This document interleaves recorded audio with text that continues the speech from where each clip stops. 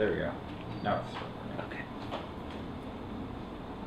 One of the things that happens, I think, with people who have not got parents or who have had severe childhood trauma, we're different.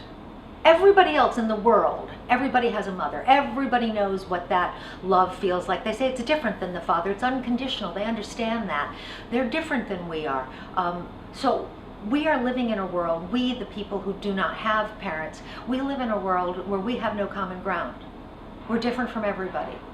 And when you feel different from everybody, you feel isolated from the world. And in fact, I think that you are isolated from the world. And that's one of the reasons why doing the show at NAMI is, for me, so profound. Because what is mental illness, honestly, other than a lack of common ground? What is it other than maybe you're different than I am? And if you can't find somebody else that's like you, that profound loneliness and that isolation, and people judging each other because they're not like you. You're different. You know, I'm different. I've been judged throughout my life because I'm different than they are. I think that we need to start celebrating our differences instead of having it as something that is divisive.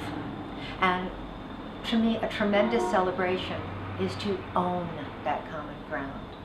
Okay, I don't have common ground. Maybe Sarah Elizabeth Greer didn't have common ground. So you know what she did? She went out and built some. She built some in the form of a show, because when people are watching this show, I've been in that audience, you could feel it happening around you. So all of a sudden, all of us who are so different, all of us who don't fit in anywhere, for an hour and a half, I can relax. For an hour and a half, I don't have to be the oddball. For an hour and a half, nobody's going to point at me. For an hour and a half, I'm not different. Just that relief. Sometimes that can be what can hold you through. That can make you feel safe enough to get your next toehold in life. Because so many of us, those of us who are different, that's how we go through life. Life is a giant cliff, and we're climbing and we're climbing. And sometimes we have to knock in those little pieces of metal thing that the mountain climbers climb, and they're using it to grab on and grab on and grab on. And we all need things to grab on too. That's why I think art is important. There are days when you got nothing.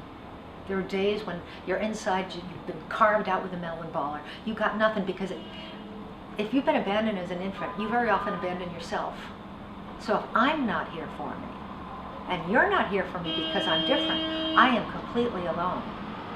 So if I can get a toehold, if I can rest in the nook of this cliff for an hour, that's going to give me the strength to keep climbing.